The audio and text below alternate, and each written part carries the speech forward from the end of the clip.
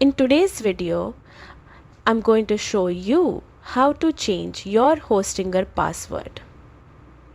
A quick and essential step for keeping your account secure. First, open your browser and go to hostinger.com. Click the login button in the top right corner and enter your current username and password. If you've forgotten your password, there's a recovery option you can follow to reset it. Once logged in, head to your profile settings. In the top right corner, click your profile icon. This could be your picture or initials. From the drop-down menu, select Account, Information or Profile depending on your setup. Now scroll down to the Security section.